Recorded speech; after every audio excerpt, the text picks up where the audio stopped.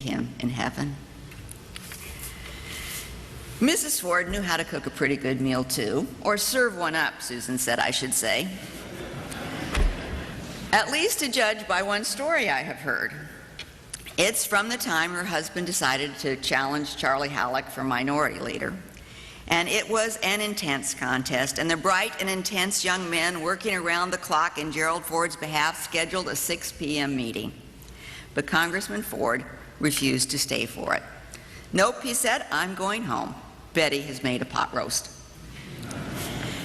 She had the domestic arts in hand, and she was fierce about defending their importance. She knew how hard women work in the home and how important that work is.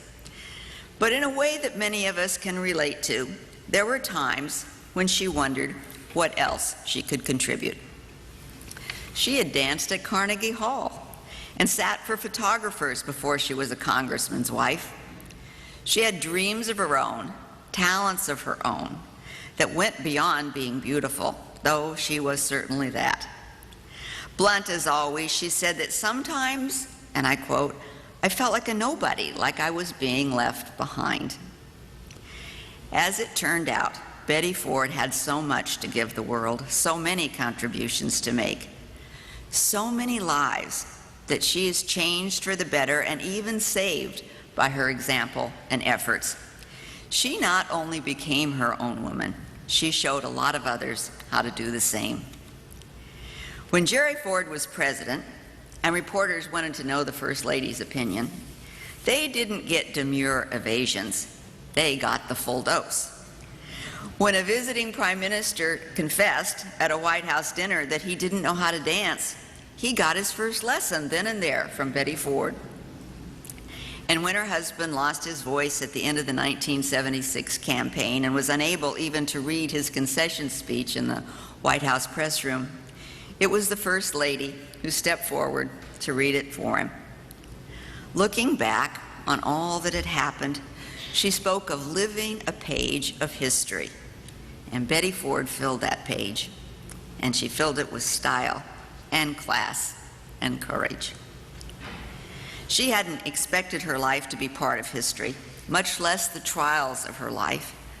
And yet, when Americans remember Betty Ford, many will always think first of how she dealt with illness and how she brought things out into the open where they can be faced and fought and conquered. There are today uncounted thousands of women who have survived breast cancer, and in many cases you can draw a straight line right back to Betty Ford. The same can be said of many who've struggled against the hurt and desolation of addiction as she did. She once said, I'm not out to rescue anyone who doesn't want to be rescued. I'm grateful to Jerry and my family for coming to my rescue. But accepting help is sometimes a lot tougher than giving help. And Betty Ford became a witness to the wonderful possibilities of renewal and recovery. She not only sought and found the best treatment, she built something grand and permanent for others in need. Her husband's legacy is a time of healing. Her legacy, in part, is a place of healing. They taught us so much. That gracious couple from Grand Rapids who said their vows in this church more than 60 years ago. Betty Ford, dressed in blue satin and carrying red roses, walked through those doors with her handsome boyfriend Jerry into a future beyond anything either of them imagined. And they walked together for so long, and they lived in the faith that promises reunion. Their story has come to an end, and now we've said farewell to both of them. But for the rest of our days, we will cherish all that was and be thankful that we knew and loved Betty and Jerry Ford.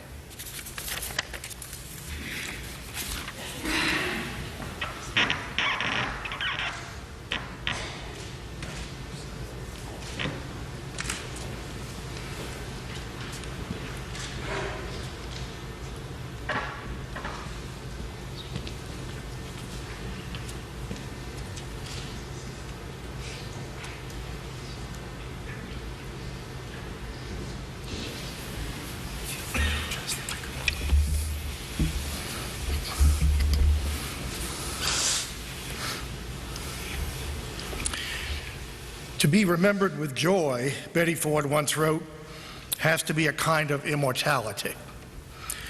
In her 93 years, Mrs. Ford imparted more than her share of joy.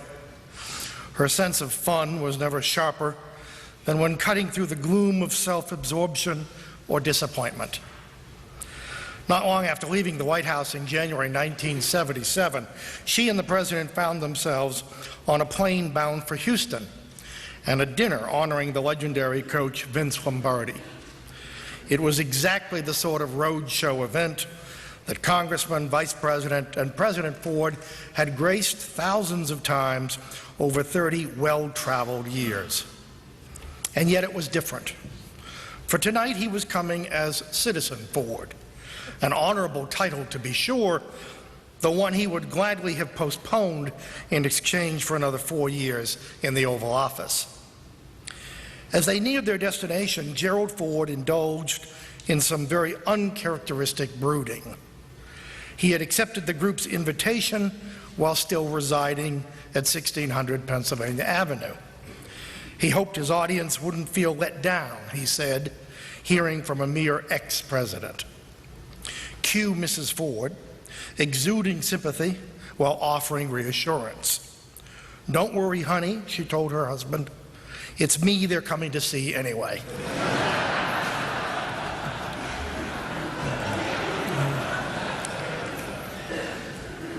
Instantly, his doubts dissolved in laughter. How many times that scene must have repeated itself since the crisp fall day in 1948 when Elizabeth Bloomer walked down the aisle of Grace Episcopal Church with Grand Rapids' most eligible bachelor. Her bridegroom's idea of a honeymoon combined a Wolverine football game with an outdoor political rally addressed by Owasso, Michigan's favorite son, Thomas E. Dewey.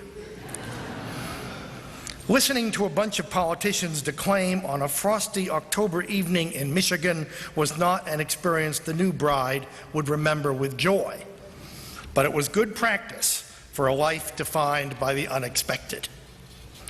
At the time, Betty Ford could hardly imagine that while Governor Dewey would never live in the White House, she would. Once there, she quickly established herself as a First Lady unlike her predecessors.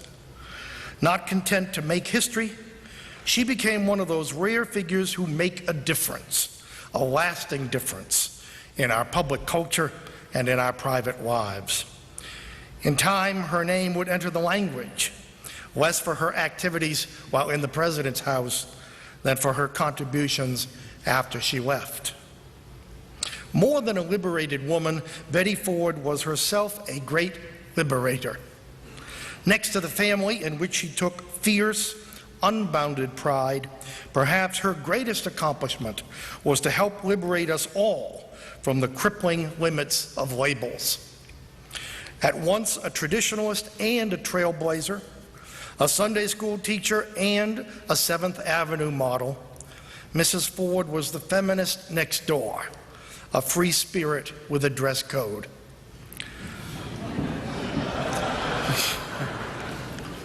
Above all, she was a wife and mother. If you have any doubt on that score, just ask Mike, Jack, Steve, or Susan. During his years on Capitol Hill, it was Congressman Ford's habit to work Saturdays at the Capitol. Often he brought along one or more of his children. Before they were released to play hide and seek in Statuary Hall, the congressman directed them to a nearby battery of manual typewriters. "Write your mother a letter," he told them. "Tell her what a wonderful mother she is and how much you love her." All this week, Americans have been sending their own expressions of love and gratitude to Mrs. Ford. The technology may be different, but the emotions are timeless. Millions who never met her felt as if they knew Betty Ford. Millions more wished they could. They identified with her struggles, and from her courage in the face of adversity, they took inspiration to confront their own demons. Little of this could have been predicted in the summer of 1974, when the Fords of Grand Rapids and Alexandria first attracted the public's interest. Many assumed them to be a family cut from the cloth of a 1950s sitcom. After all, hadn't an early Washington Post profile of then Congressman Ford's wife singled out this one-time Cub Scout den mother for her taste in, quote, quiet suits and, quote, slightly more talkative hats? More labels, more limits. In Mrs. Ford's Living Bible for August 9, 1974, the day's recommended verse proclaimed, "I will keep a muzzle on my mouth." It was advice she conspicuously ignored. For by then, this ladylike revolutionary, once mistaken by the Post for June Cleaver, had long since found her voice. Among her milestones as First Lady was a history-making appearance on the Mary Tyler Moore Show. If nothing else, it showed how far Mrs. Ford and the rest of us had traveled from Father Knows Best. Not everyone went along for the trip. Political advisors cringed over her famous 60 Minutes interview, in which she candidly addressed such taboos as abortion, premarital sex, and youthful drug abuse. One irate viewer wrote in protest to remind Mrs. Ford of the obligations that went with what Margaret Truman once called the second hardest job in America. "You are not an individual," he informed her, "an American woman with complete freedom of speech and action, who has only to answer to the family unit, the social requirements of the neighborhood, and the laws of her community, state, and nation. You are, because of the position your husband has assumed, expected and unofficially required to be perfect." Capital P-E-R-F-E-C-T, exclamation mark. "It is quite obvious you were never put in your place and told by your husband that in this great country of ours, you must retain at all times a position of beauty queen, mother of the year, high school prom sweetheart, grandmother of the year, church leader, teacher, nurse, and counselor to American women and girls." There you have it, the tyranny of perfection. Betty Ford helped to liberate us from that as well. As First Lady, she opened a conversation on subjects once banned from the dinner table and around the water cooler. She confided feelings of emptiness while struggling to reconcile her personal needs against the obligations exacted of the political wife. She acknowledged seeking professional counseling. She distinguished vulnerability from weakness. And she transformed the role of First Lady to reflect not just a husband, but a country that had come a long way, baby. Where women's health issues are concerned, American history is divided into two unequal periods, before Betty and after Betty.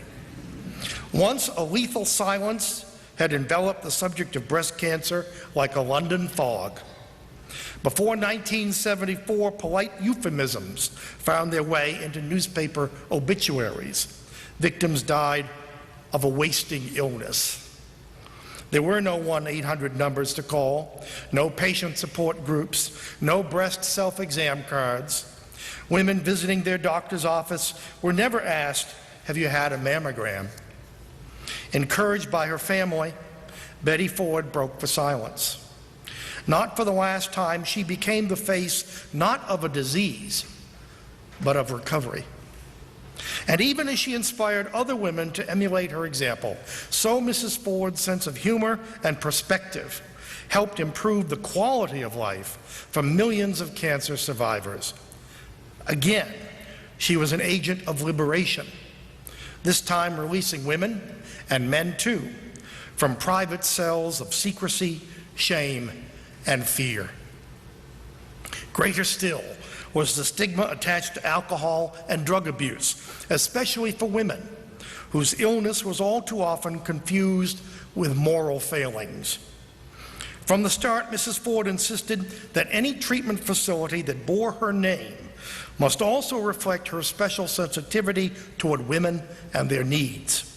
She wanted it to be affordable, with charges kept low enough, as she put it, that a school teacher in Nashville, Tennessee could go there for treatment. She insisted that families be part of the solution, just as hers had been. With the help of her friend, neighbor, and fellow patient, Leonard Firestone, she mastered the not-so-gentle art of fundraising to create and sustain her vision. One day, long before ground was broken, she was part of a group whisked off to Las Vegas on a private plane to see Frank Sinatra perform in concert. On the way back, Mrs. Ford told her captive audience all about the unbuilt treatment center. Of course, she didn't stop there. Unfortunately, there was nothing readily available on which her fellow passengers could write out a pledge. Ever resourceful, Betty found a substitute for pledge cards, and so it came to pass that the first major donations to the Betty Ford Center were written on cocktail napkins on Frank Sinatra's plane. Her physical recovery was matched by her spiritual growth. Initially, she resisted putting her name on the new facility. What if she fell off the wagon, she asked. Later, she went out of her way to disclaim personal responsibility for what everyone else regarded as her most tangible legacy. A higher power was responsible for the Betty Ford Center. She insisted she was merely an instrument to be used in carrying out his plan. No one was prouder of her accomplishments than her husband, the first member to join the center's advisory board, where he introduced himself to newcomers by announcing, "I'm a former president, she's the current one." When he was on the road, not a day went by that did not begin and end with a call to the woman he called my lovely bride. For him, she would always be the glamorous young dancer he'd swept off her feet half a century ago. Mrs. Ford, the more practical of the two, embarked on plastic surgery. For a simple reason, she said, she wanted to look like her White House portrait.